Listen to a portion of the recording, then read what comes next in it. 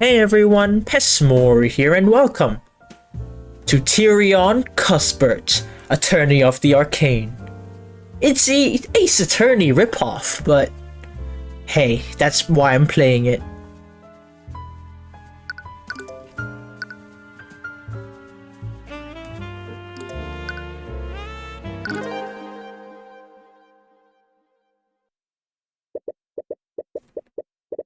The fields of battle are rife with suffering and despair. On them are a clash of souls, brought to conflict by the corrupt powers that rule over them. Mr. Cuthbert, you may begin your cross-examination. Witness, you testify that you saw my client murdering the victim.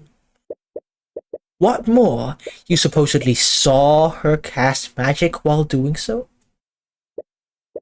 Yes. I could never forget such a grisly sight. That moment was burned into my memory.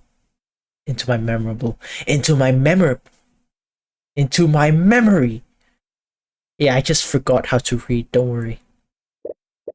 I see. It's funny you can say that. Yeah, and it's funny that I couldn't say that.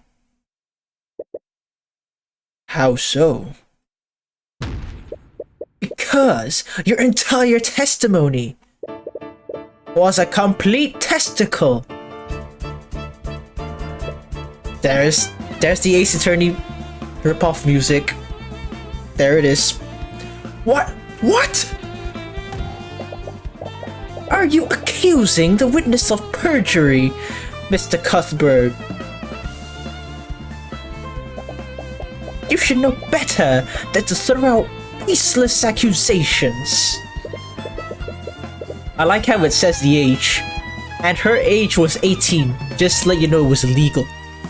My accusation is far from baseless, Steelwind. And this music is far too loud. Think about the state of the crime scene at the time of the murder. The witness couldn't have seen anything, much less a homicide. But on this battlefield, there are still those who follow and carry the ideals of justice within their hearts. Like Phoenix Wright. But one has to wonder, are these ideals truly just? Or are they simply following a lie given to them by their rulers? Music is a ripoff, but it is really good. Cause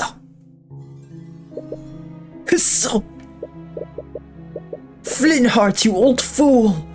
Why couldn't you have just listened to me?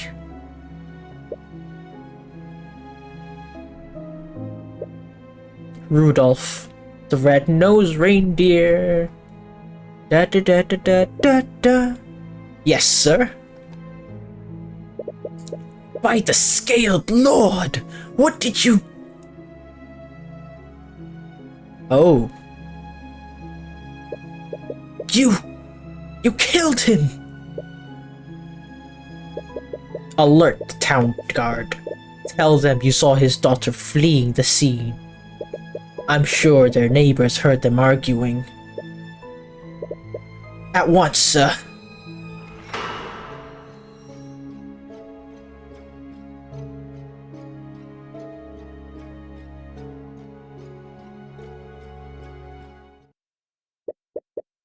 Earlier that day...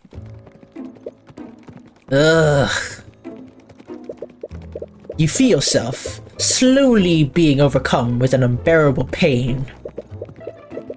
You don't think you'll be able to survive that torment much longer. Hey, eyes up here, eyes up here. I'm reminding myself as well as you guys, okay? Are you okay, Miss Cuthbert? Oh, she's 46. Really? You look like you're about to pass out.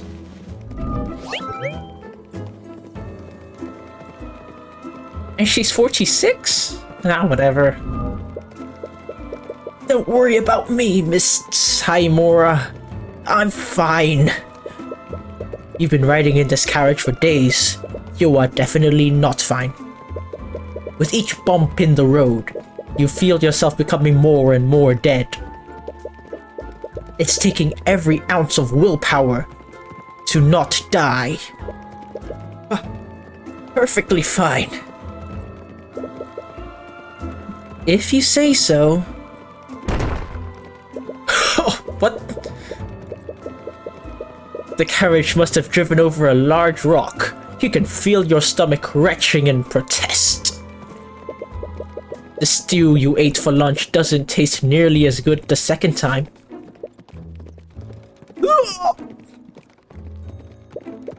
On second thought.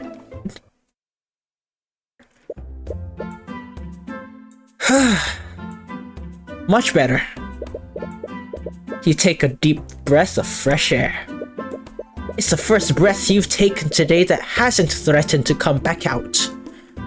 A solid or a liquid. A soliquid. Sorry about this. I didn't expect the roads in this town to be this uneven. I suppose they don't get a lot of traffic here. They're poor. Why would they? You've been on the road with Miss Taimura for days.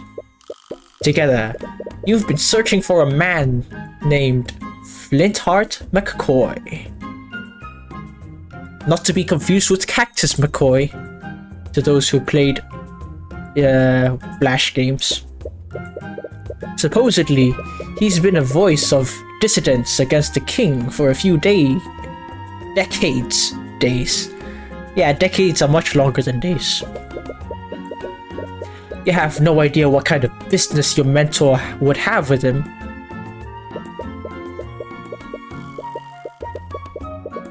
You've tried getting more details from her, but you've had as much luck trying to keep your meals down. Yeah, you know how that turned out. Hello, traveler. Welcome to Cornhaven. A local merchant steps out from one of the nearby shops. He has a wide smile on his face, but he approaches your carriage with the enthusiasm of a starving vulture. Because he needs money. Because he's poor. Why does it say occupation unknown? This is literally it. Those clothes. They must be from this city. Would a pair of dignified individuals such as yourselves care for a refreshing drink? Like water. You see a thought that isn't yours. Well, I don't need a drink, but Miss Taimura glances at you. Your stomach rumbles in agreement. Ah, of course. I have just the thing for an upset stomach.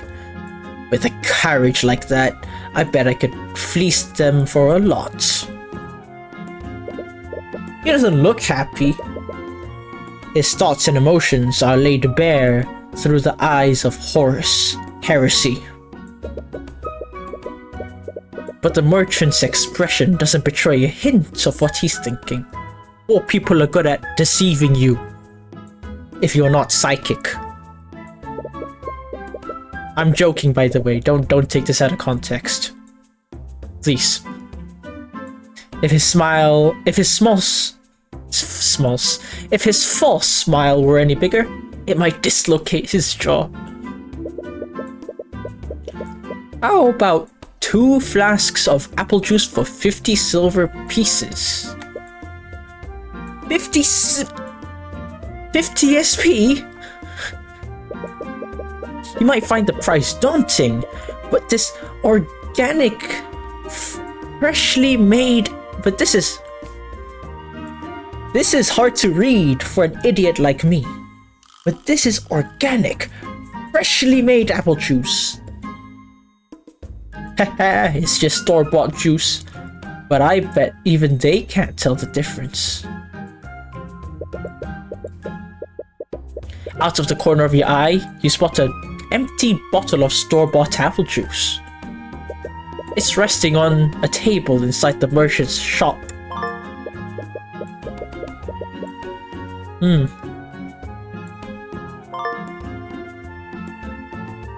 Tyrion will make mental notes of clues he sees. Okay. Top left toolbar. Okay. Trust me, it's worth the extra gold.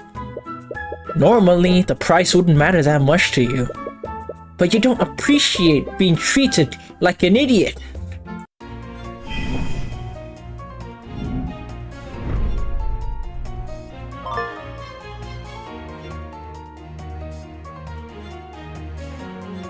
I started an argument with another character. During an argument, your opponent will make claims that you need to respond to, and the music becomes awesome. Responding correctly will lower your opponent's confidence. Incorrectly, it will lower your confidence. If you run out of confidence, you lose your way, and you die. I think you need to elaborate. You said that this apple juice is organic, but where is it made? It's produced by the hard-working people of this town, of course. I only trade organic products. In a small town like ours, we only deal with locally sourced products.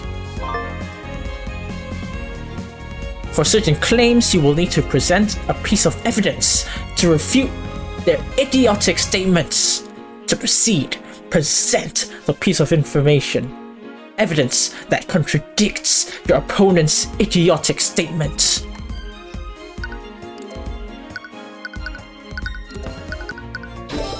You say that, but I can see an empty bottle of store-bought juice inside your shop. Idiot.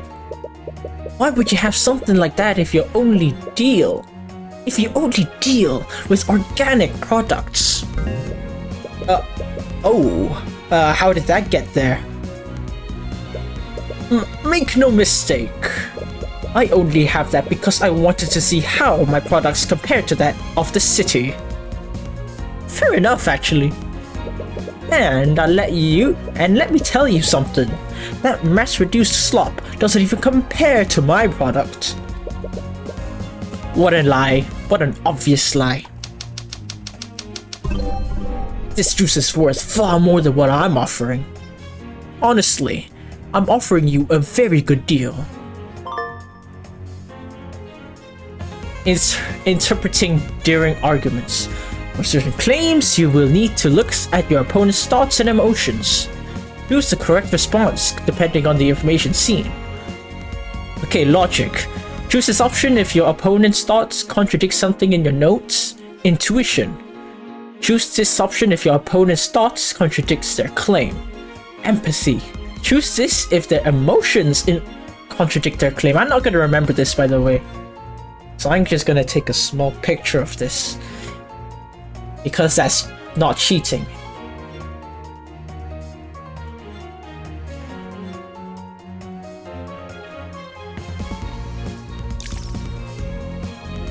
I only sell this stuff for like 5 SP a flask.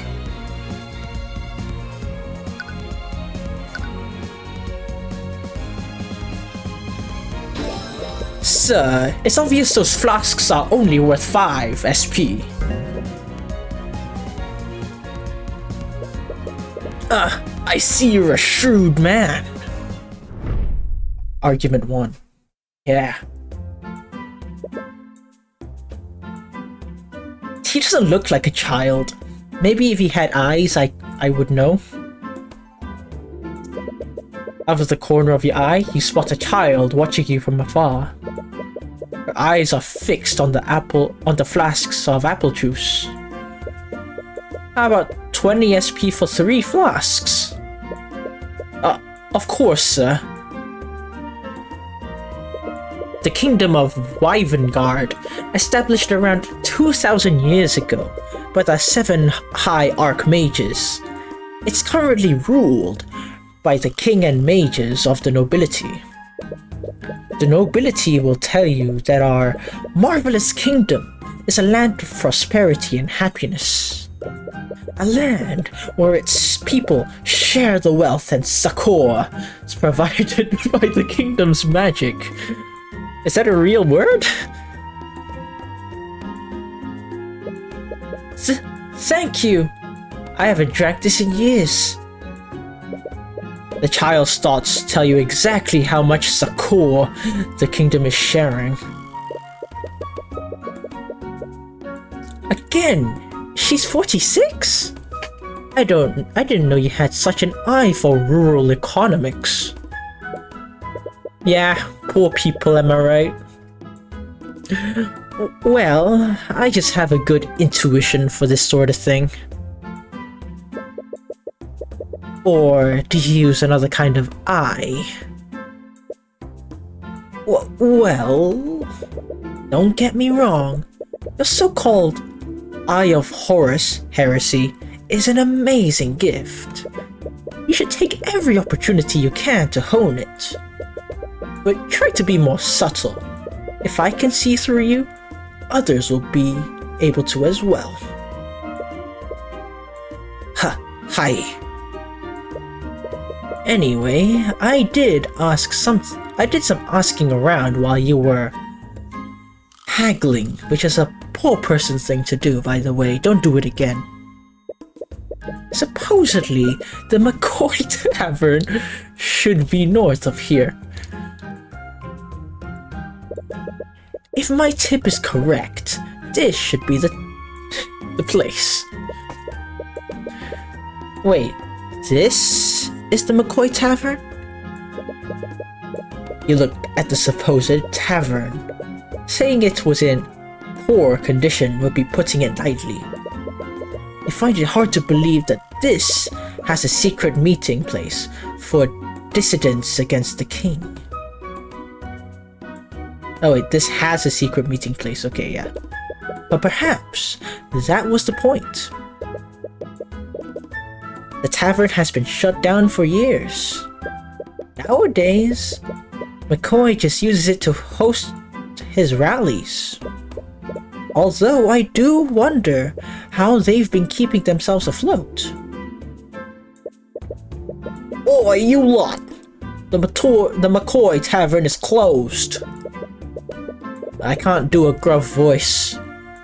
I don't know. I don't go to the gym enough. A gruff man approaches your carriage as you step out of it. He's eyeing you and Miss Timora. A clear look of contempt on his face. She's 46? How? I take it you're Flint Hearts McCoy? Yeah, what of it? He's unemployed. Sorry about not writing ahead of time. But my name is Ruby Timora. I wanted to speak with you, Flintheart. Ruby Timora. Wait! Lee Ruby Timora. Any animosity he had immediately vanishes. He lets out a laugh. It's as if he were meeting an old friend. Why didn't you say so? Come on in. He's 52. You didn't expect some like him to know about Miss Timora? But you suppose it makes sense. They both fight against the same enemy. Albeit in different ways. One with law, the other with poor people methods, like protesting and rioting, stuff like that. Sorry about the mess. The tavern's been closed for some time. So, what you need? I take it you didn't journey all this way to pay your respects to a poor person. I have a proposition you might be interested in. Could we talk somewhere more private? Not the bedroom, right? Right? Sure. The kitchen's empty. Perfect. Tyrion, stay here while I speak with Flintheart. Hey, I wanna watch. I mean, okay, fine, I'll stay. What? Don't you need my help? There's no need. Like hell, there's no need. She's trying to make a deal with Flintheart. He can read his thoughts throughout their conversation. Ah, she knows what he's thinking, even without it. Okay.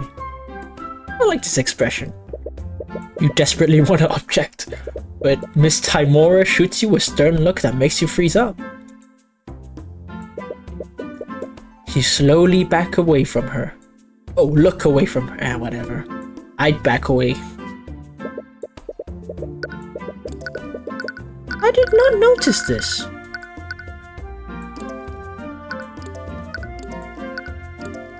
You spend quite an amount of time waiting in the dining area of the tavern. It's already been hours since Miss Tymora and Flintheart went to talk in the kitchen. You can hear faint murmurs from behind the closed doors. I hope it's not more than the faint murmurs. I really hope so. You've been resisting the urge to eavesdrop, but even from here, you can tell the conversation is becoming more frustrated. Are they still not done yet? Well, it's a good thing I always bring a chess set around to play with myself. You bring what? You bring out the small chessboard you've carried around since you were a child. Chess can't be played with chess can't be played with one person. You've always taken advantage of that. That is what lonely people say to themselves, okay? That is the most lonely thing I've ever heard. Check. Oh my gosh. So pathetic.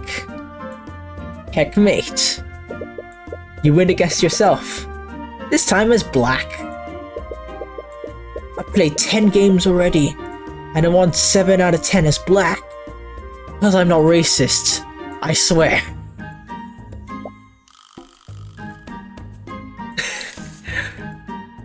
Hello? Hooray! A girl had entered the tavern a while ago, and has been trying to get your attention for a while now. Huh? Why would girls do that? To me! I'm me! Girls normally stay away from me. However, you're so caught up in your own thoughts that you hadn't noticed. White has been statistically shown to be more successful. Maybe it's because the opponent was much faster, you know? Therefore more deadly.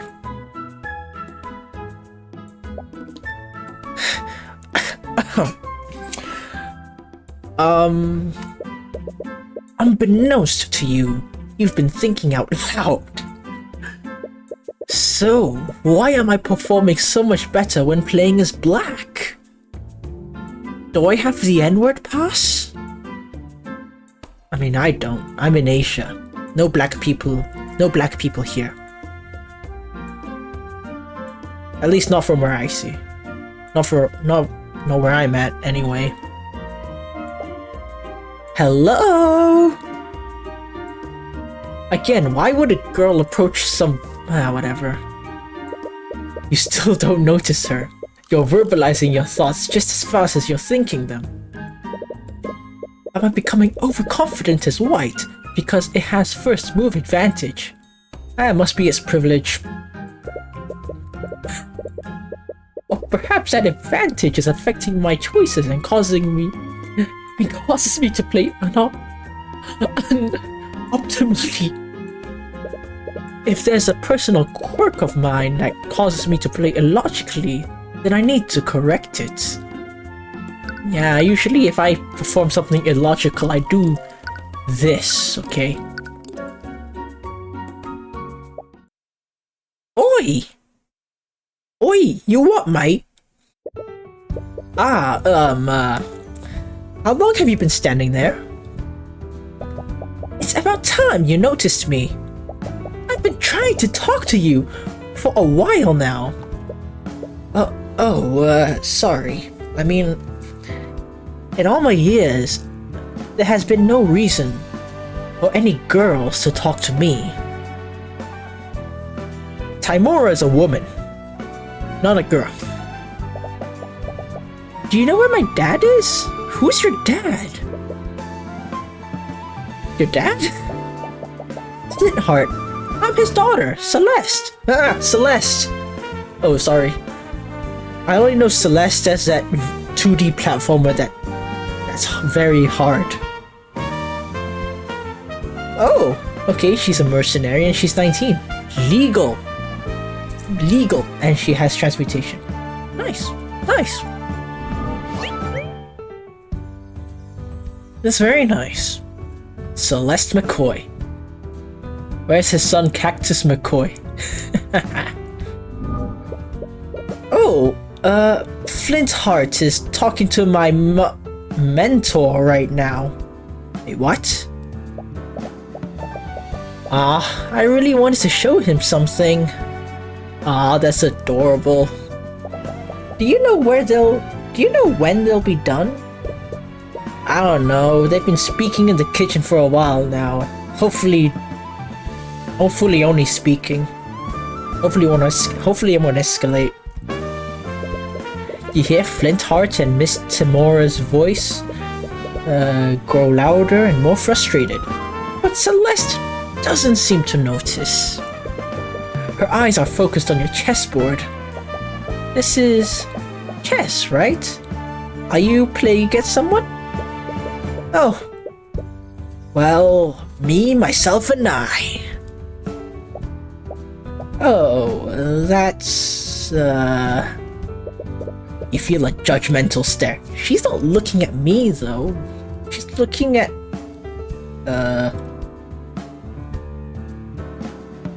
She's looking at the arrow here, because she wants the conversation to end. Playing alone helps me develop new strategies. Plenty of professionals do it, right? Hey, I'm not the type to shame a man for playing with himself.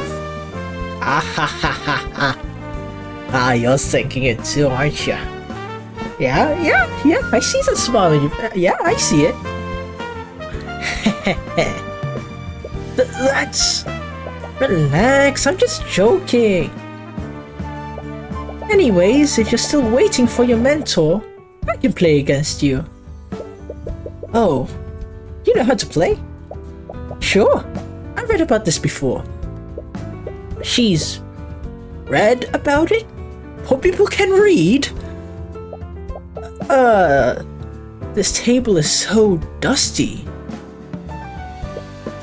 Celeste takes its seat on the other side of the table. She tries to set her side up on the board, but fumbles with the pieces. She stares at one of them, confused. How do I arrange these things again? Did you know I played chess against someone, and because the pieces were not very... were too traditional. They were too traditional, so I switched up... I mixed up the queen as my king. And I lost. Because of that. Yeah, very humiliating, I know. That I didn't even get to move my queen before I died. Part of you regrets accepting her challenge, but it would be impolite to back out now. Here, I'll arrange them for you. Thanks. That's adorable. I feel something coming up.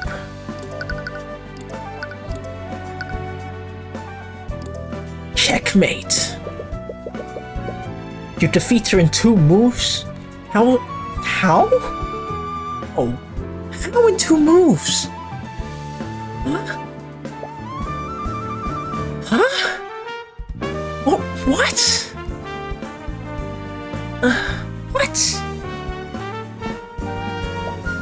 Wait, what? Already? Okay, I can kind of see it. Let's see. Okay, no, I don't see it. How did you do that? I cheated. It's impossible by normal means, but if you cheat, you can do anything. You decided against telling her the name of the mate that she fell for. Great, now I need to know. Let me just search it up. Oh, okay, it's called the Fool's Mate. Okay, let's see.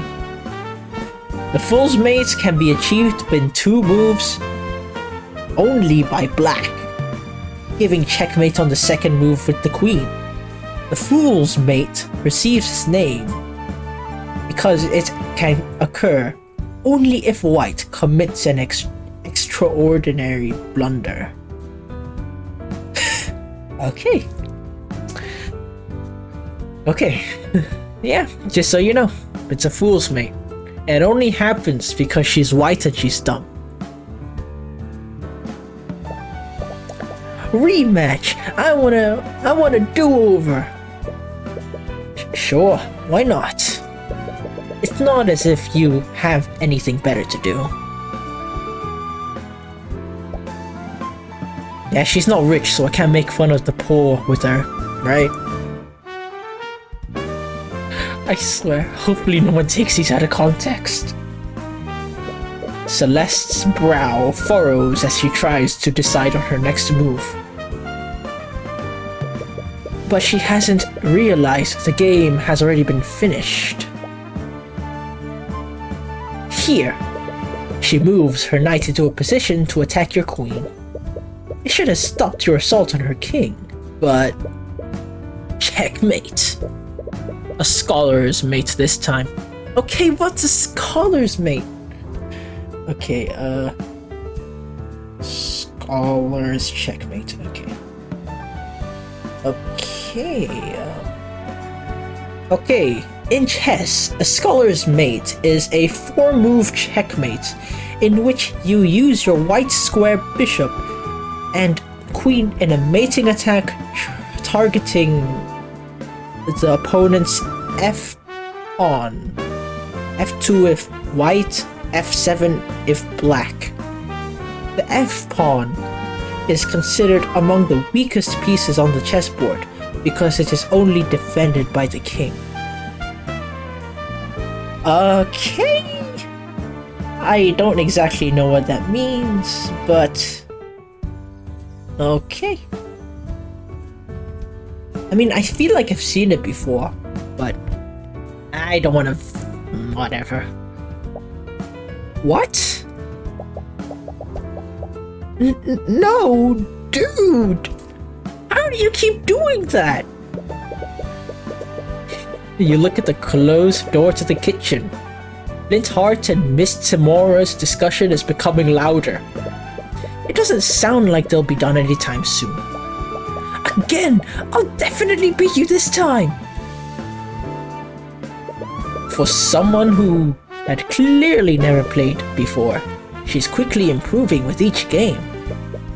Yeah, she went from 2 to 4 real quick.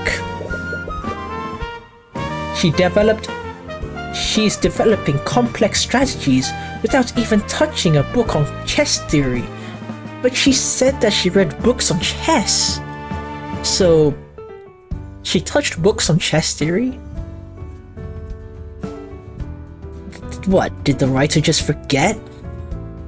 Whatever. This is just... Ace Attorney ripoff, whatever. She could even defeat a nationally ranked noble with the way she's playing right now. Which means that Tyrion is better than that?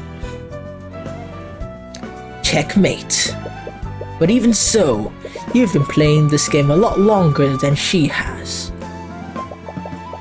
How are you always one step ahead of me? Because you're poor. It's like you're reading my mind. As if you even need to.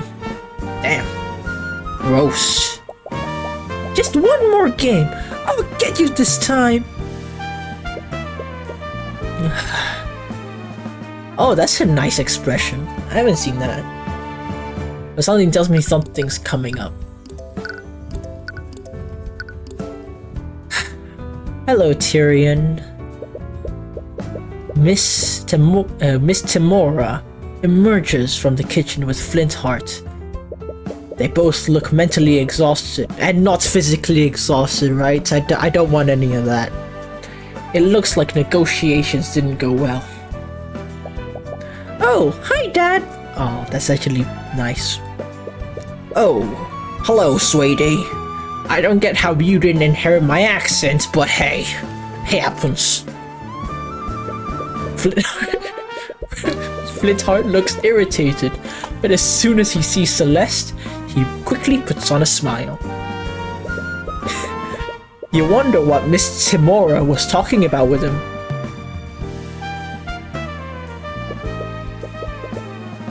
What's this? Some kind of game? Yeah. Miss Timora glances at pieces on the board. Don't feel too bad about losing to him. He's a nationally ranked player. Oh, you're a professional. Is that why you're wearing a suit? It's because I'm rich. That's why.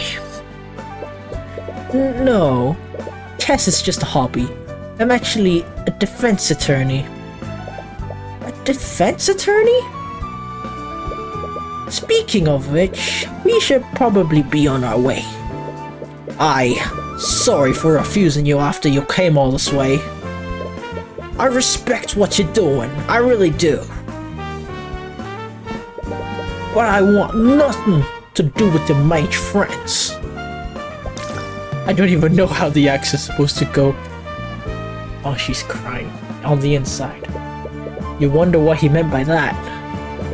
Was Miss Timora trying to introduce him to one of our clients? Anyway, it is getting late. If you leave now, you won't get back to the city until morning. She's right. There's a bunch of bandits and brigands out there. Well, what you're running into them this late? I guess you have a point. We have plenty of empty rooms you can stay in until morning. It's the least we can do after you came all this way. Well, it's not too much trouble. I mean, if it's not too much trouble, we might as well stay here until morning. The tavern is shut down, but we still have some sheets and blankets. I'll go get the rooms ready. Thank you. Thank you very much.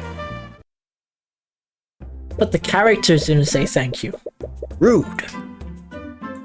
Zero professionalism. Zero etiquette. 000. Celeste and Flintheart leave the dining area to get your rooms ready. You're left in the dining room with Miss Timora. So, I take it the negotiations didn't go well. No, I didn't expect him to be so stubborn. Honestly, I have no idea what that man has against mages. Racism! If you're racist, then you know we clap your hands. Okay, no? No. Well, there is one way to find out. Wait, did I miss something? Why are you being so secretive? Okay, I didn't miss anything. So why did he say there is one way to find out? If your business with Flintheart is related to our clients, I can help. It wasn't important, and your presence was not necessary. That's such an obvious lie, but you can't read a single thought from her mind. She has had years of practicing of practice hiding her thoughts from your eye. Celeste enthusiastically came back downstairs. Why enthusiastically? Is she happy to see me? But Tyrion is just a turbo virgin incel. He plays chess professionally. Come on.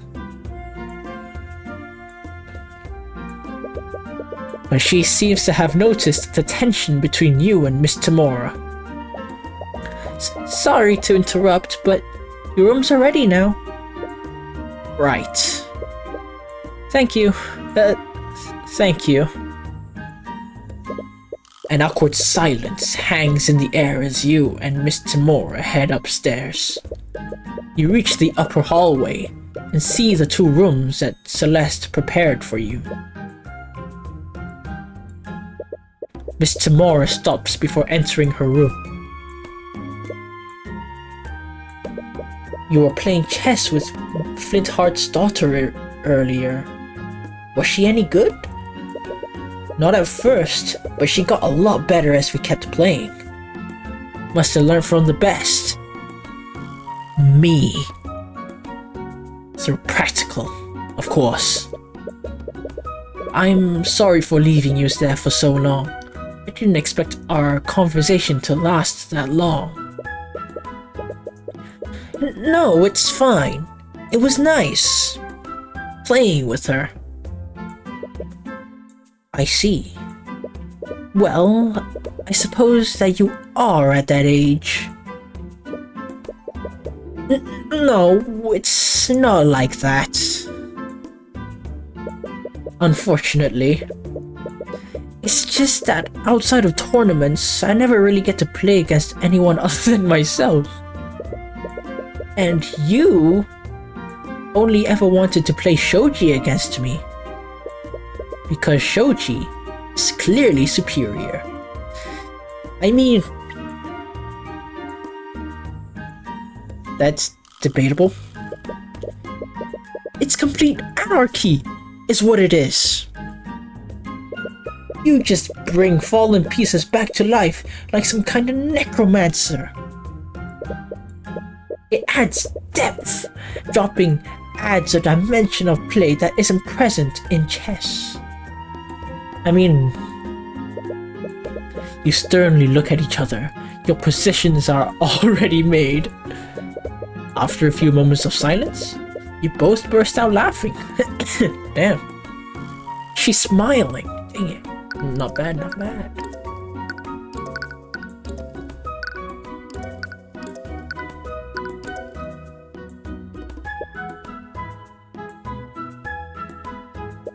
I'm sorry if it looks like I didn't trust you.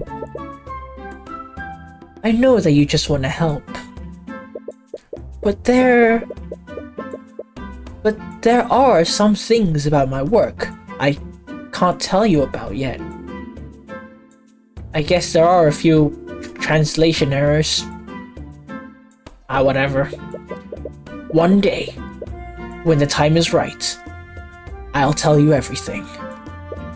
Right. Sorry for prying.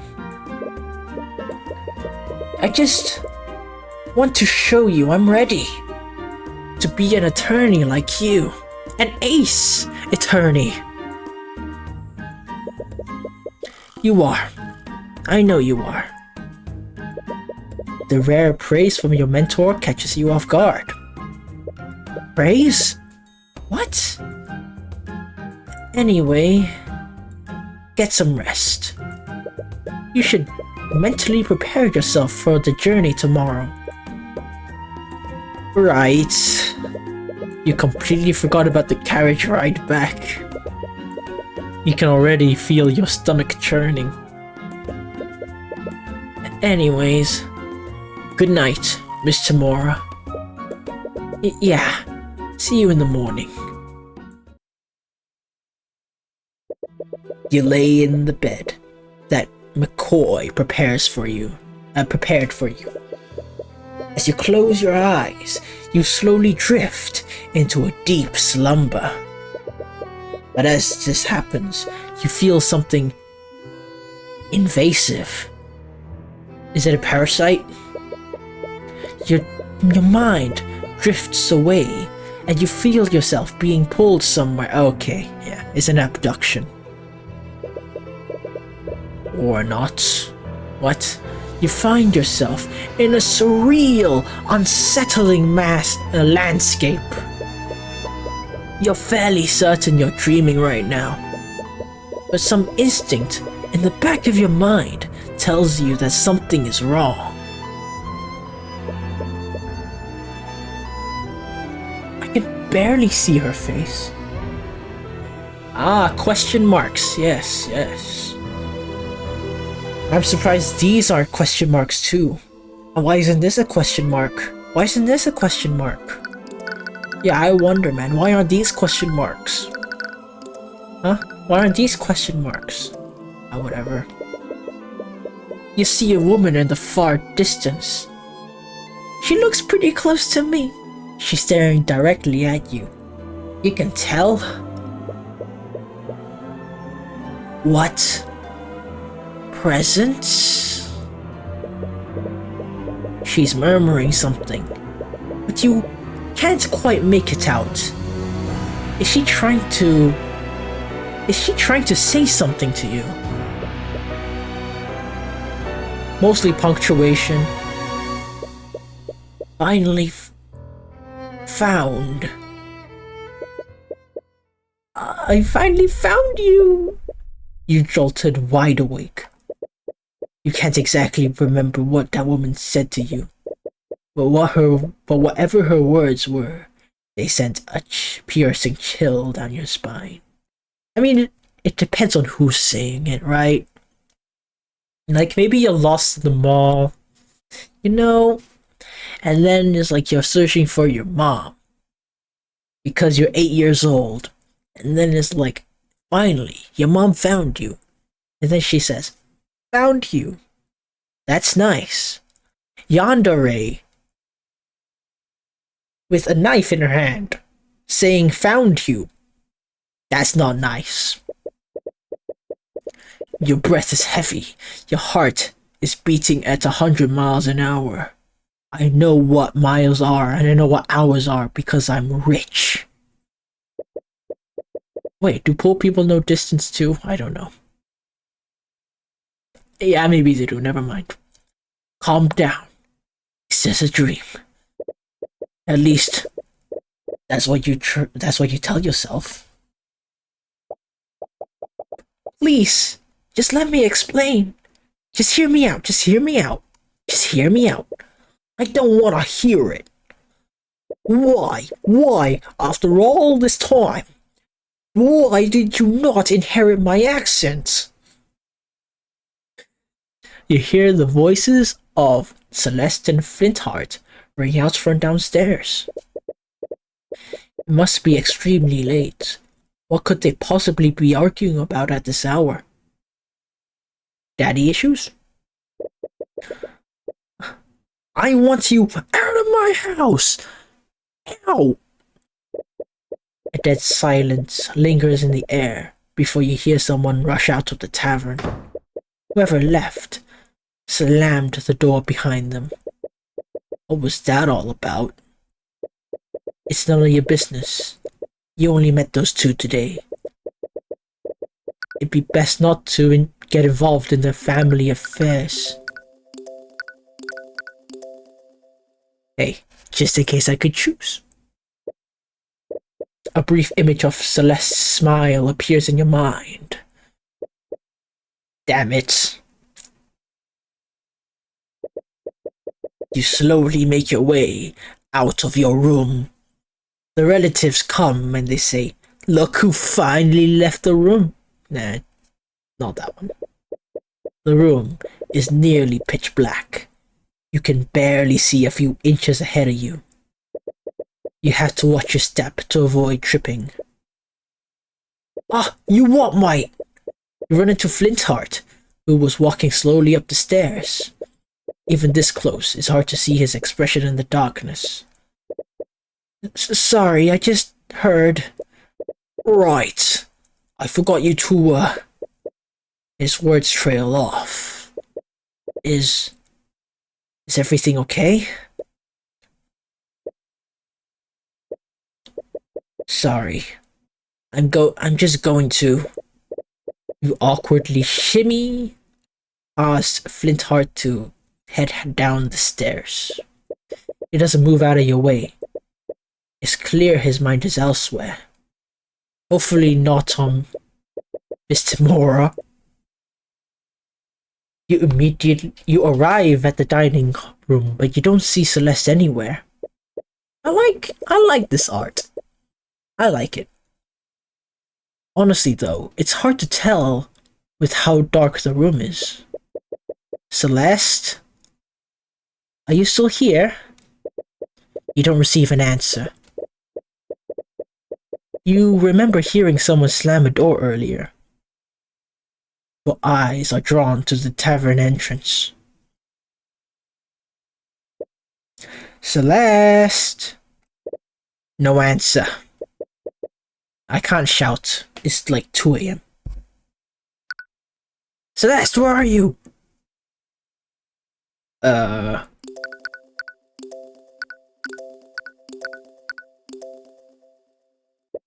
Merchant you spoke with before steps out of his shop holding a lantern. He appears to be irritated by all the noise you've been making. Ah, you're that rich kid. Do you have any idea what time it is? This ain't the city. You can't just make all the noise you want out here. Right. Sorry. I was just looking for Celeste. Who? Celeste McCoy. Flintheart's daughter? I thought you poor people loved socializing. Oh well. Looks like I was wrong.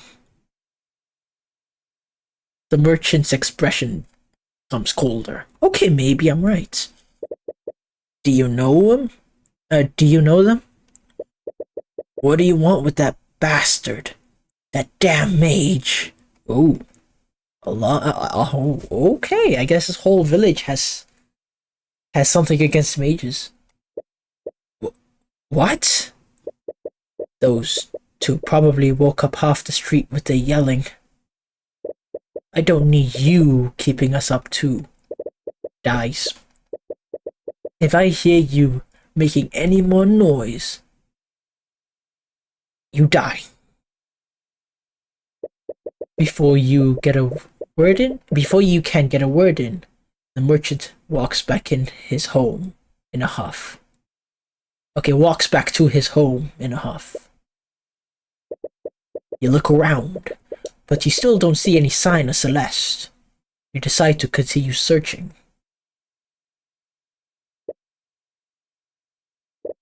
I can't believe I said this. What have I done? I see your temper is as short as ever, Flintheart. You?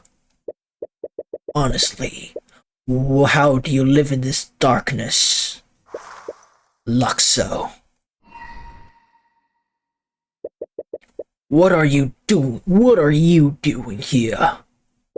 And how dare you bring that witchcraft into my home? You've been busy lately. Your little rallies have gained quite a lot of support. Too much support for my family's liking. And what of it, mate? You came all this way to convince me to stop. You have my word. If you stop spreading dissidence, no harm will come to you or your family. Ha! Your word is as good as the dirt you lick off your king's boots. As if I ever trust the words of a murderer like you. Flintheart, please. As someone you once called a friend, I'm only gonna ask you once. Friend? Friend? I'll be dead in the ground before I ever call the likes of you a friend. Get out of my house. I don't have time for your nonsense. Oh boy. Unfortunately, I don't think you have much time for anything.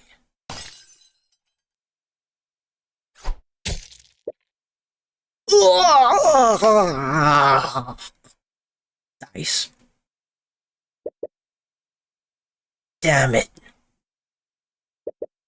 Damn it. Flintheart, you old fool. Why couldn't you just listen to me? Rudolph. Yes, sir.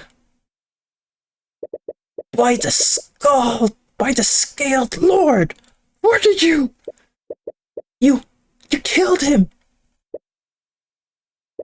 Alert the town's guard. Tell them you saw his daughter fleeing the scene. I'm sure their neighbors heard them arguing. At once, sir. You've been searching for Celeste for a while now. How long have you been outside? 2 hours? 3? However long it's been, it's clearly taking a toll on you. Oh! Something's gonna go down, man. Something's gonna go down. And she's really nice. Cute. She's really cute. Very nice, very nice. By some miracle, you suddenly find her. She looks just as tired as you are. Probably even more so. Her eyes are puffy and red, but she's doing her best to give you a slight smile. I've been looking all over for you. Oh, sorry. I'm guessing we woke you up? Yeah. Is everything alright? It's nothing. It was just an argument between... You feel like she was about to say family, but she stopped herself. You decide not to pry further. Have you been looking for me all this time? Yeah. Thank you! Wait, what? But I'm okay now. Should head back. What about you? I think I'm going to stay out a little longer. Then I'll stay with you. You feel that you should mind your own business, but I'm sure whatever happened between you two, it's nothing you can't talk out. Oh. I mean, you can't talk it out now. I'm so sorry.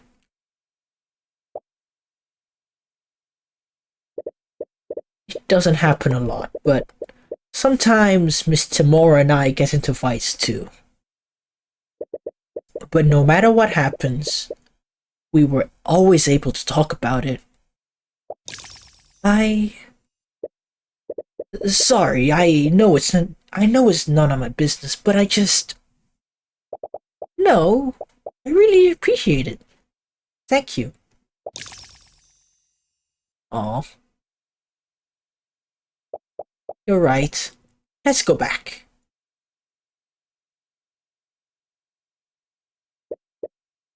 What? You come back to the McCoy Tavern, but it's now surrounded by several carriages and people clad in plate armor and a whole band playing loud music. What the hell are you doing there? Something's gonna go down, man. Is that the Inquisition? Are they Spanish? I mean, no one expects them to be Spanish, so you know. What? The Arcane Inquisition. They're an order of knights that investigate crimes committed using magic. As you say the word crime, you and Celeste share a glance and come to the same realization. Both of you rush to the tavern, but Celeste outpaces you by a large margin. What? Wait, what? How do I say this in a girl voice? Ah, whatever. What?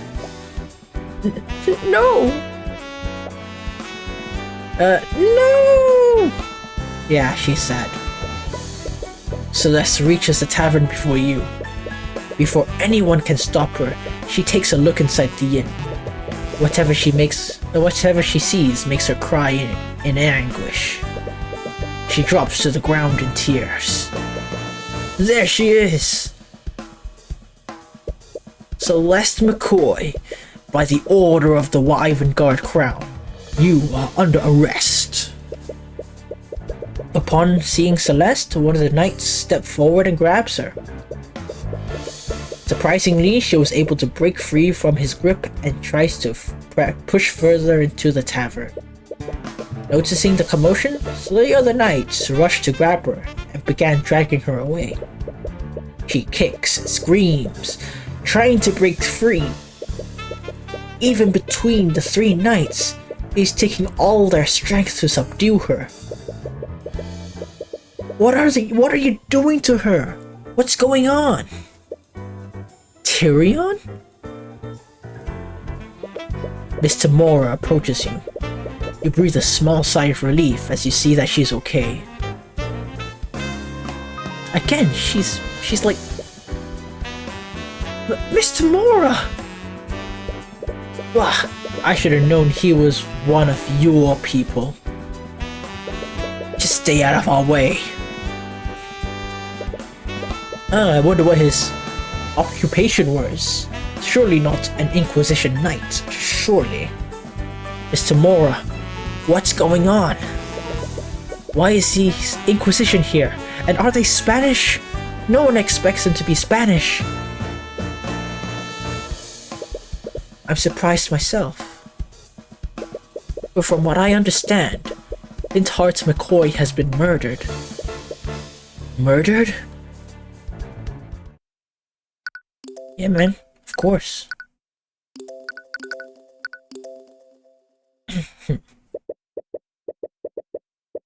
You follow the Inquisition back into the city. You are still uncertain whether they are Spanish. Celeste is being detained at their barracks there. According to Mr. Mora, Celeste was the prime suspect in Flintheart's murder. And due to the supposed nature of the crime, her case would be pushed to trial immediately. But many elements of the situation didn't make sense. The Inquisition only investigates crimes committed using magic. So why is Celeste their prime suspect? Could she be a mage? The only way to know for sure would be to ask her yourself. This is ridiculous! She has the right to speak to an attorney. Yeah? Well, we can't let you see her until she's been processed. The trial is an hour. How has she not been processed yet? Wait, you mean in an hour? Or her trial has the duration of an hour? I don't know what to tell you, kid. I wish I could help. You don't need to read his mind to know that's a complete lie. So you're planning on defending her? You know if she can even afford a lawyer? I can't just stand here and do nothing. She's a pretty girl. Of course I'd do it for free. I saw them, didn't you? I saw them, didn't you? There's no way she would murder her own father. I know that look. But remember, if you try to defend her, the Inquisition isn't gonna fight you fairly. Our court systems only exists to create the illusion of justice. They hate people like us, and they'll do anything in their power to sabotage you. That means my victory will be 10 times more humiliating. Damn it! You knew they tried to get in your way, but you didn't expect them to do this blatantly. Ugh, what's with all the noise? You're the knight from the tavern. That's Commander Orim White to you, kid. I'm just gonna call you White. Pay me black because I'm about to beat this White. That's Tyrion speaking, not me. Man, he's 64? Damn. I had a feeling Tamora would be sniffing around this case. It's murder. And you imprisoned a hot girl, okay? Unacceptable. I do this for free. But I didn't expect her to send a kid to do her dirty work. Hey, I'm 20. I'm old enough to... Oh, right. I can't say that, yeah. Commander, he says he wants to talk to the mage. And he's her lawyer, ain't he? Well, she has been processed. Commander White looks confused for a moment. The hell kind of are you trying to pull? Let him through, you baka.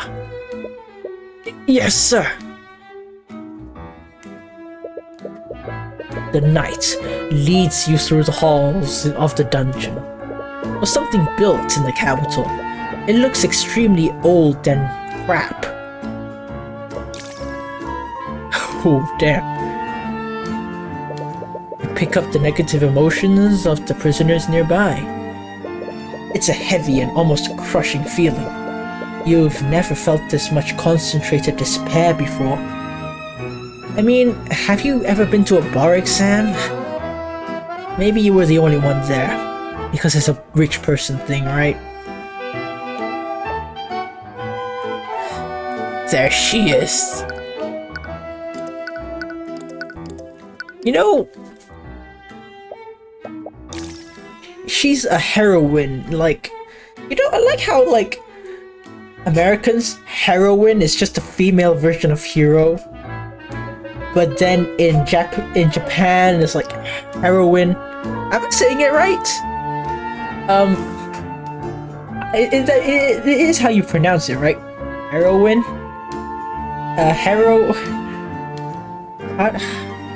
Yeah, that's... They are basically damsels in distress. I think I need to search up how to spell up...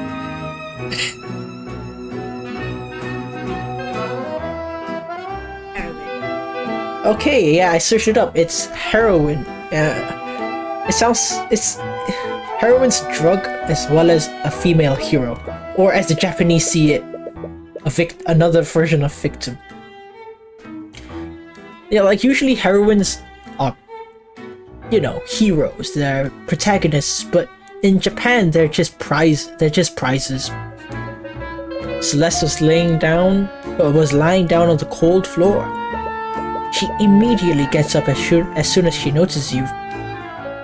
Whatever, I'm bad at reading. What are you doing here? Miss Tamora told me about what happened to your father. I'm sorry. I just don't understand. I didn't do any of this. Why would someone do this? Okay, this is quite sad. Yeah. Why are those knights blaming me? I'm not sure about the details, but it's clear it's clear there were elements of magic involved. Since they arrested you based on that evidence, I can only conclude one thing. Celeste, you're a mage, aren't you? There's no sense in hiding it anymore. Yes, I am. Do you have noble blood? Of course not. Why would you say that? Sorry. but the ability to use magic is genetic. Most mages tend to have some kind of noble blood. I honestly don't like thinking about that. I'm the daughter of Jolene and Flintheart McCoy. That's all I know about myself. Oh, that's all I need to know about myself. She doesn't appear to know anymore. It'd be best not to push the matter further. Anyway, you were probably arrested because you're a mage. What? A crime was committed using magic, and you're the only mage around at the time. Is that seriously the only reason? Actually, if that's the reason, that's a pretty strong one. You're only saying that because you're in prison, okay? I only know how to cast one spell. The Arcane Inquisition doesn't care about the truth. They only care about closing cases. Yeah, they're lazy. Because they're, I don't know, old? Celeste, your case is being pushed to trial. Your trial is in 1 hour. What? No one told me anything! Damn it, they weren't even planning on telling her. If you'll have me, I'd like to be your defense attorney for the upcoming trial. Right, I forgot you were an attorney. Would you really do that for me?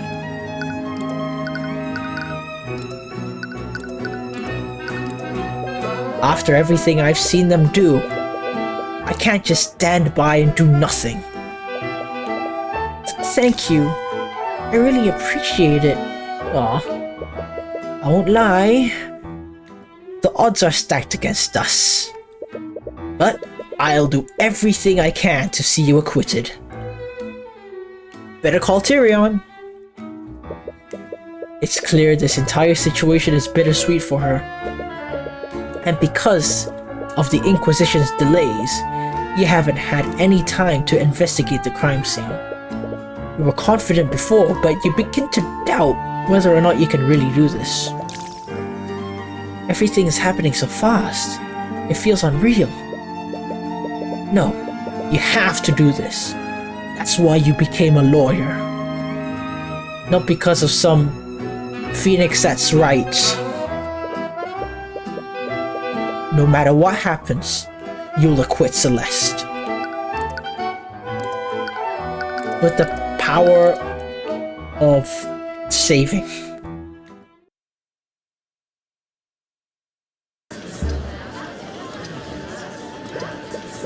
The courtroom. I'm in a real court. That's what Tyrion looks like? Wow, no wonder he can't get any... Yeah, okay.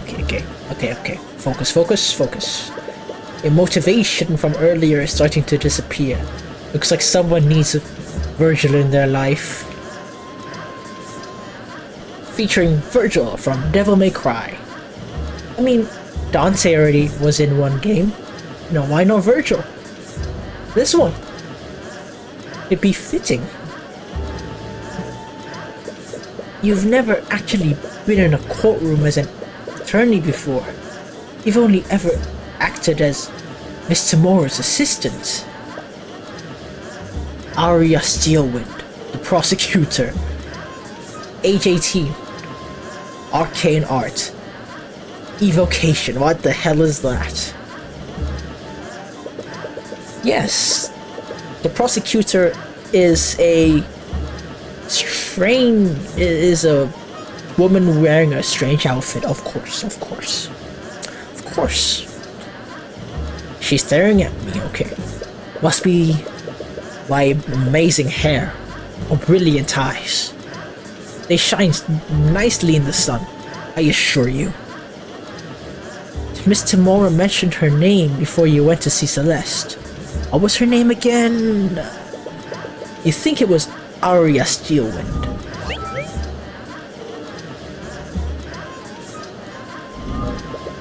You can feel the coldness of her glare burrowing into you.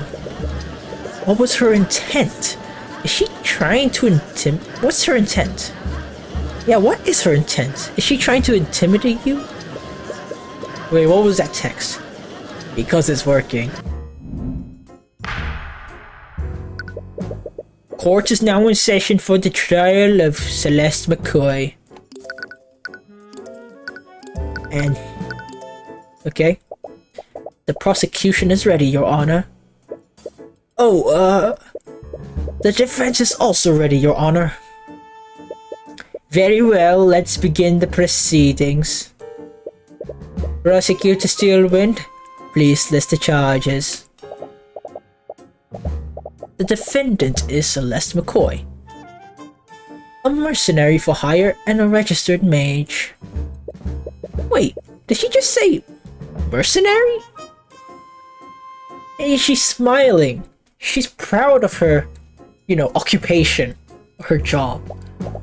Yeah, I had to take up a job after my family's inn was shut down. Oh, right. That's not exactly the first occupation you choose. She's charged with second-degree murder and negligent abuse of the arcane arts. The crime occurred within the McCoy Tavern, a local inn that shut down years ago. The locals reported her hearing a loud commotion can't read, man. Coming from the building. Hours later, a carriage driver that happened to be nearby entered the tavern to check the disturbance. It was there that he found the victim. The defendant's sword was impaling his dead body. Here is the autopsy report and the record of her sword. Blah blah blah blah. Autopsy report, okay. Died after being stabbed from behind with a magical blade. Facial wounds show heavy traces of transmutation magic. Okay, transmutation! Celeste's sword. The alleged murder weapon. It's an ornately designed sword, but has no magical properties. Oh! What was that defendant's relationship with the victim? I see they share the same last name. I forgot how to do the judge's voice, whatever. The defendant is the victim's daughter, but not by blood. She was adopted. Her birth parents are unknown. I see. What a dreadful turn of events. That explains why she looks so different. And why she didn't inherit the accent, I guess. But the accents aren't genetic. To begin, the prosecution would like to call Commander Orem White to the stand. Okay, save. Witness, please state your name and occupation. Oh, I pressed right click instead of left click, oops. Name's Orem White. I'm commander of the Arcane Inquisition. Might be Spanish, might not be Spanish. Orem, please tell the court the details of the Inquisition's investigation. Yeah.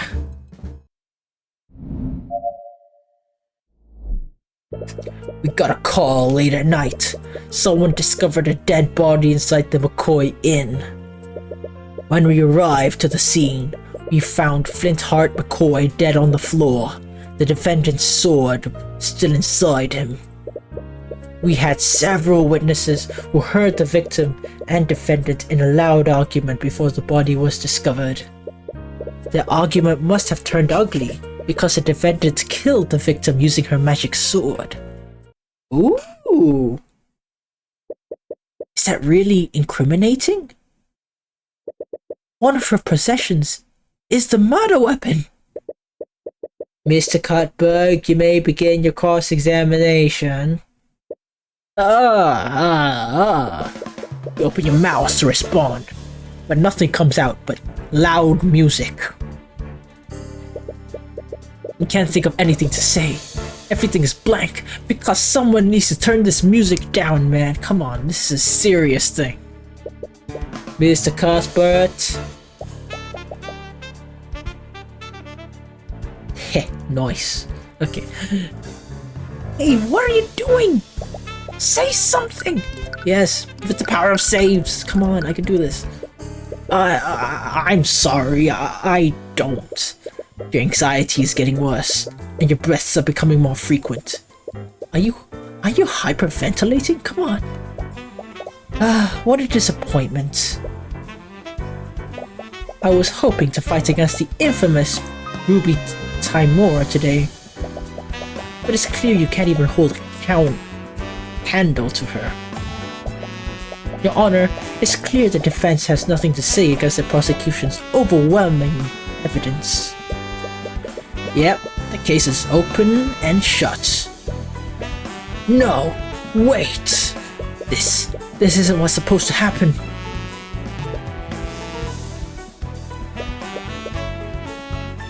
I'm sorry, Tyrion. Yeah, she's 46, man. What? Ow! Okay. Focus. I couldn't acquit your Frey. She was found guilty. What? But that means... Are they going to execute her? No. Not again. Are you seriously gonna let that happen again? No. Tyrion! Celeste grabs your shoulders and shakes you out of your panic. You need to calm down! Her gaze is calm and focused, despite the gravity of the situation. But she looks stern, not angry. I'm sorry, I didn't mean for this to... Stop! Just listen to me. You know what to do. I know you do. Safe. That's what I know what to do. Just do the same way you play chess. What? I don't know, you were so calm and focused when we were playing before. Wait, what? No matter how close I got to beating you, you always knew how to stay calm and win. Whatever. So just remember that feeling and channel it right now. What? That doesn't make any sense. And yet, you take a moment to focus and let everything else disappear from the world.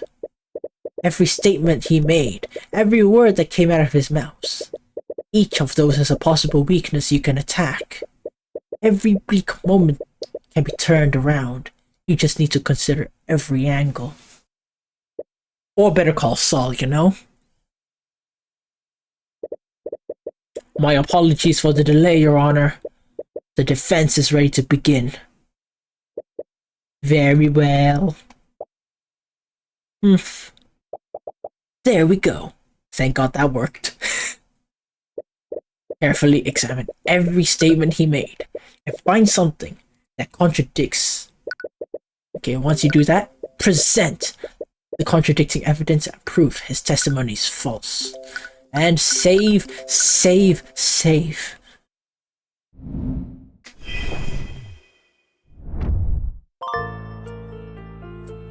You are yeah, whatever. Blah blah. Examined each statement made.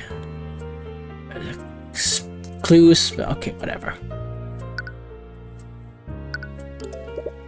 At what time did you get this call? And who discovered the body? The call came in at 1:25 a.m. As for the witness who discovered it, he wanted it to remain incognito. It's not unusual for a witness to stay anonymous. It's well within their rights. But this would be a lot easier if you could question the witness directly. What happened when you arrived, Commander? my throat hurts, man. Bump. Okay. How do you know that sword was my client's? Her sword is made out of some kind of special alloy. I think it was forged out of country or something. It'd be hard to mistake something like that. We also had several eyewitnesses who verified the sword belonged to the defendant. She made no effort to hide it from the public. Quite the contrary, she was quite proud to show it off. But even if the sword belongs to my client, it doesn't necessarily mean that she was the one who stabbed him. Yeah, oh well.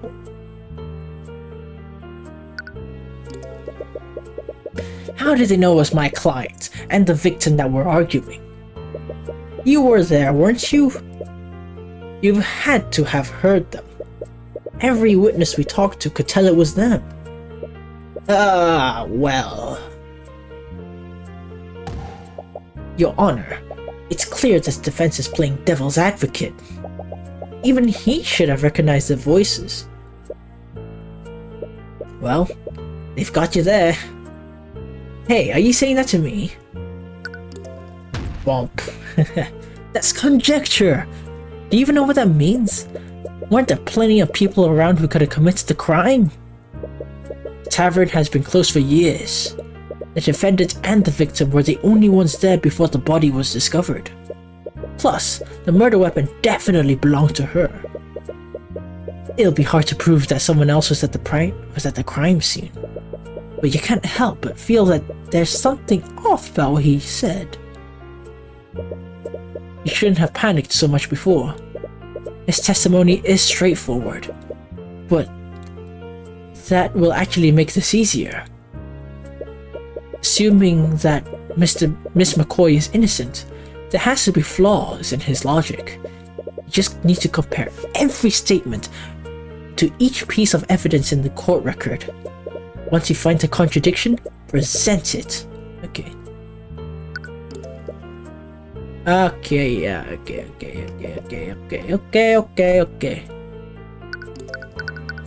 Now, this is where the fun begins.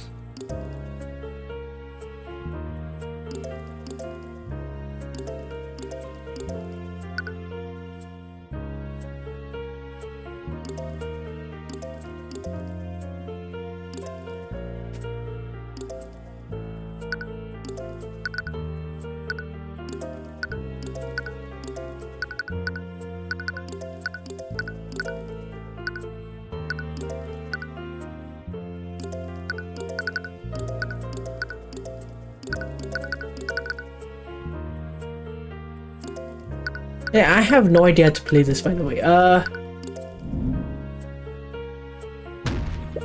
Your Honor, it's clear that the witness's testimony is contradictory, and this piece of evidence proves it. I fail to see how that proves anything, Mr. Cuthbert. Oh, I guess you're right.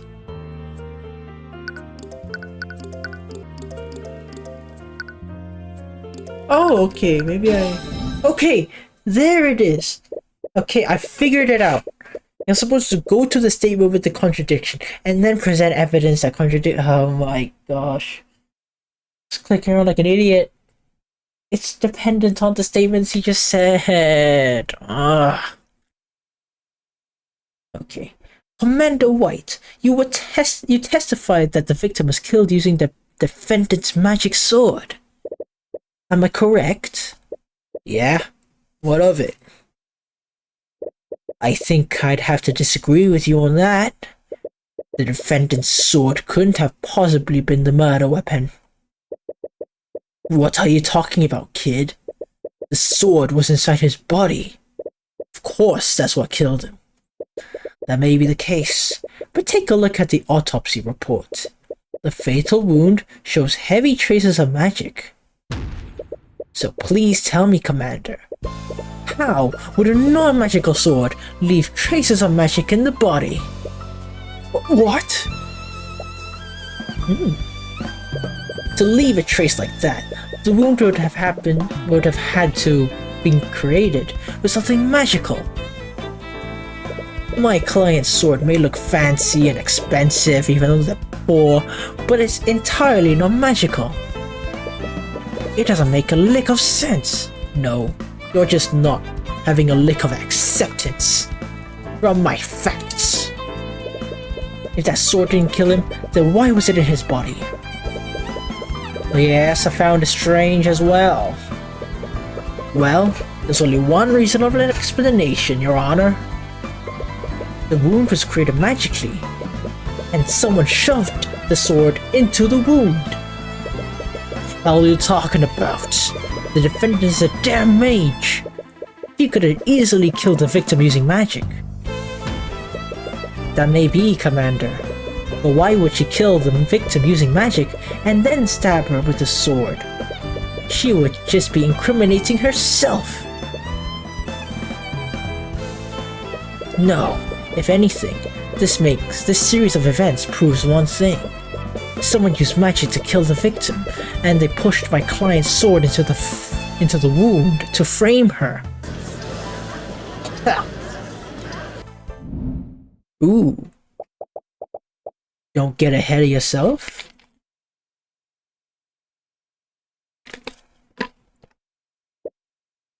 What?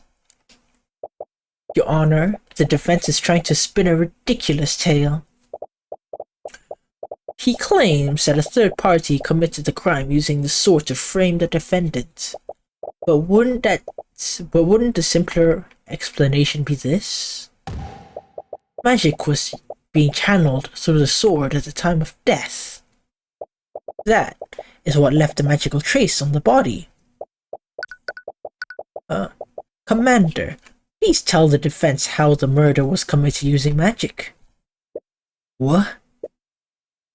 Alright. I think I see where you're going with this.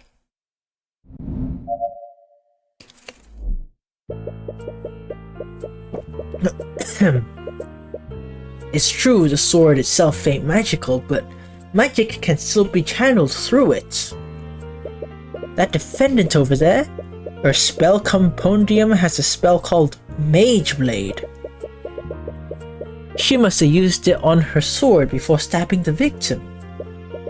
That spell is the reason why there were traces of mutation magic on it. A transmutation magic. So, her spell compendium has a spell called Mage Blade. A spell compendium is a magic device that lists every spell a mage is able to cast.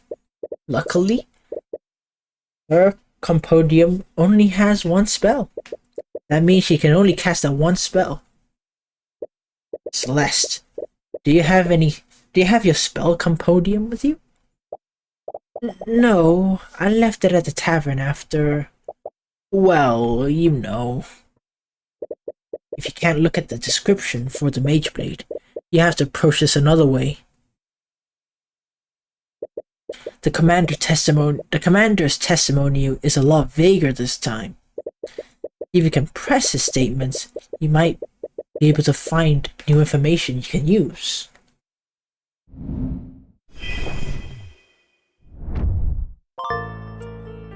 Okay, yeah, I literally did that just now. But why? Why would she go to the trouble of doing that? The sword alone would have been enough. Mages are always looking for an excuse to throw their power around. There's no rhyme or reason to it. Isn't that just your own personal bias, Commander? We don't need to understand why the defendant did what she did. The fact of the matter is that magic was present at the crime. Do you have any evidence of the contrary? You don't. Yet. If she used a spell like that, wouldn't that have created traces of magic on the ground? How so? Well, let's say we follow the prosecution's theory. Then then that would mean the victim fell to the ground with the sword still inside him. At that point, Mage Blade would still be active, right? It would definitely leave a magical trace on the ground after making physical contact with it. We're already way ahead of you. We had our people scan the crime scene, and we found traces of transmutation magic on the ground, just as you said. Oh, if you still don't believe me, I have a picture of the crime scene, right here. Oh, why was that picture not brought to my attention? There was no need.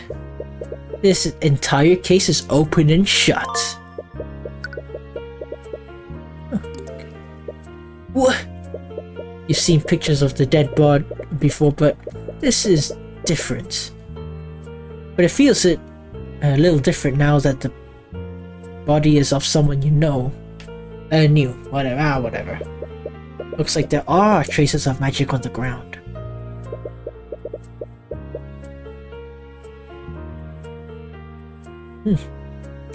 But the shape is a bit weird.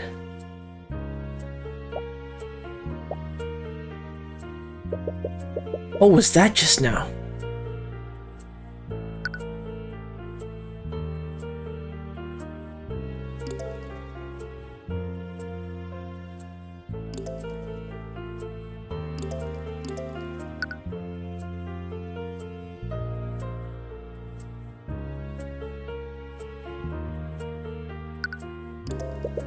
Are you saying that my client used a spell and channeled it through her sword?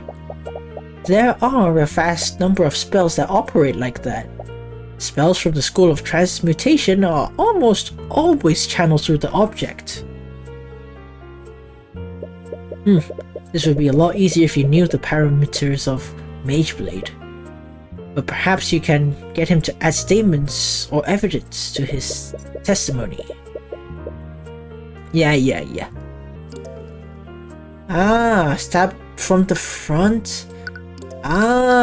What's this? It says behind! I have you, Mr. Evil Guy. Yeah. I'm sorry, Commander White, but it seems that you've presented another glaring contradiction. Oh yeah? And what's that? You said that my client stabbed the victim from the front. Am I right? Yeah, you can see it plain in the picture. So, where's your contradiction? That's the thing, Commander. Your picture clearly shows that the victim was stabbed in the front. But perhaps you should take another look at the autopsy report. It says that he died from a stab from behind. What? Orin, you were supposed to release everything you had to me. What was that, huh? You failing? Huh? Aw, that's so sad. You don't have the power of saves and time. Why wasn't this photo given to me? There was no need. But you gave it to me. That was your mistake. There's no way you could have proved it. There's no way it could have been anyone other than that damn mage. It didn't matter how corrupt the justice system was. They wouldn't be able to cover up such a blatant incompetence. You can't save an idiot, right? You have them now. Order in the court, order in the court, order. Mr. Cuthbert, what's the meaning of this? Why is the music in the hallway? I can hear it from here. I'll tell you what the meaning behind this is, Your Honor. As the autopsy report states, the victim died from stab wounds originating from his back. But this photo clearly shows the sword entered from his front. this can only mean one thing.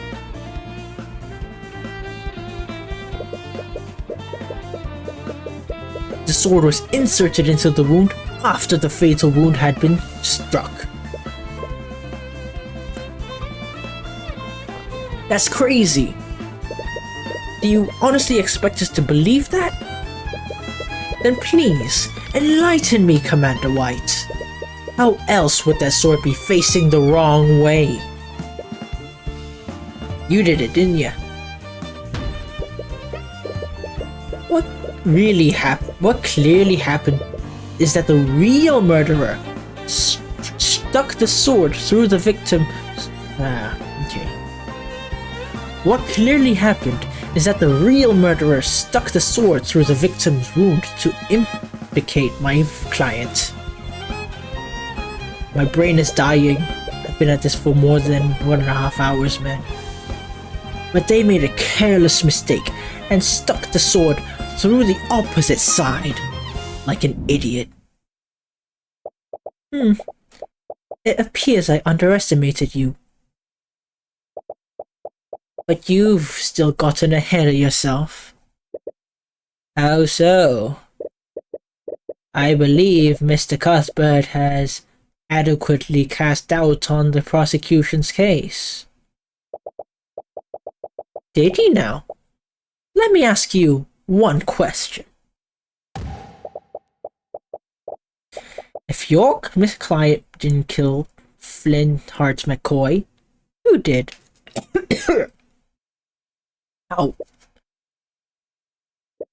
How should I know? It's the commander's job to figure that out. Oh, I'm well aware of the commander's incompetence. But one fact still stands. There was magic detected on the wound and the sword.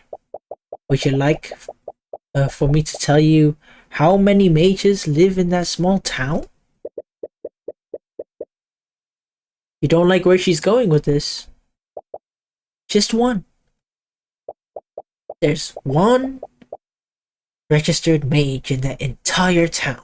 And that mage is your defendant. Not like this. What? Oh god, my throat's dying. The defendant was also established to have been with the victim hours before his death. She was the last known person with him, and she was the only mage there. How she murdered the victim is simply an unanswered question. I see. That does change I see. That does change matters. He's 80 years old! Oh god. I'd say the prosecution's evidence is irrefutable, but there is still enough evidence to cast guilt upon the defendant. Damn it. You almost had it. There are too many unanswered questions to conclude this trial. We will give law enforcement time to clear these unknowns.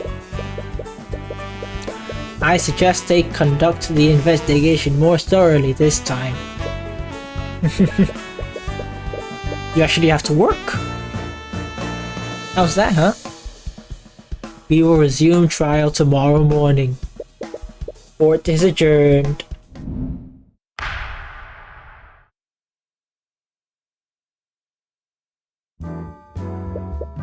Hello, Cuthbert. As you walk out of the courtroom with Celeste, you are greeted by Miss Tamora. Miss Tamora, you're here? You recall how you froze up during the first cross-examination. You feel a little ashamed that she saw all of that. What's with that look? Well, at the end of the day, you were able to pull it together. And once you did that, you performed adequately. On that note, I wanted to give you this. Oh, gosh. What, you had the compodium? Why would you do that? And why? Okay. A mage blade has been added to your notes. Okay. Duration 1 minute. Concentration, yes. Okay. For the duration of this spell, the edge of this object, usually a blade, becomes unnaturally sharp, making it more effective at slashing through tough material. Okay. Emits a yellow radiant glow, no larger than a 5-foot cube. Okay. My spell compodium? I swiped it from the dining area before the Inquisition arrived. It'd be best for you to have it. So, this is your spell compodium. And it only has one spell. Mage Blade. Which means that the prosecution has to prove that Celeste used that specific spell. It will restrict how they approach this case, which gives you an edge over them. But that prosecutor is really something else. You mean Prosecutor Steelwind? You can still remember her riping glare.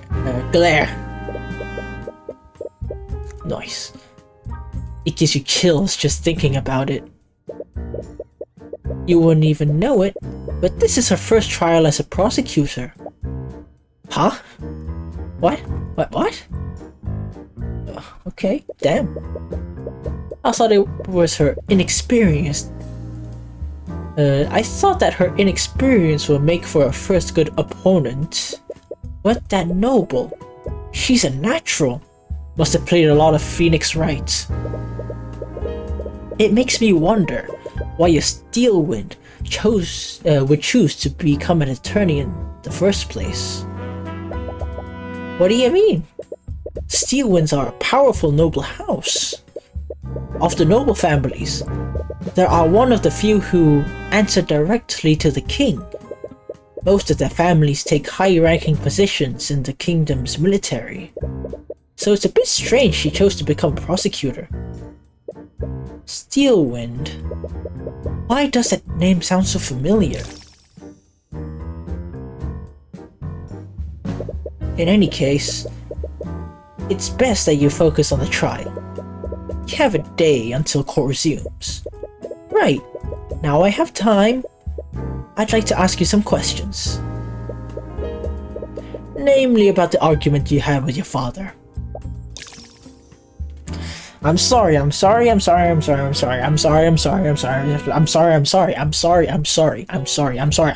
do you want me to say I'm sorry? You see the bailiff staring daggers at Celeste. The what? Looks like they're waiting to take her back to her cell. Whatever questions you have for her will have to wait. I should probably go. Celeste walks away while avoiding eye contact with you. Breaking up her argument with Flintheart may have struck a nerve. Yeah. I'll also use this opportunity to investigate the crime scene. I wouldn't be surprised if the Inquisition missed something. You utterly embarrassed them today. Don't expect them to make the same mistake twice. Right. There's still a lot of things we don't know about. As much as I hate to admit it, your skills of deduction far surpass mine. If anyone can figure out what really happened, it's you. Oh, damn. Okay. Well, that's it for Tyrion Cuthbert. Oh, my throat. Wow. I mean, I kind of like it, but I mean, it's an Ace Attorney ripoff. Whatever. I mean, it has magic, which is pretty cool. It's basically isekai attorney. If I had a chance, I would call this, instead of Attorney of the Arcane, I call this isekai attorney or something like that. But whatever. Or maybe the whole game should just be called isekai attorney or whatever. Well, with that being said, thank you for playing Thank you for playing. Yeah, you played it, bro. Congrats. Thank you for watching my playthrough of Tyrion Cuthbert, a attorney of the Arcane. If you like what you see, stay tuned and stay awesome. Good night.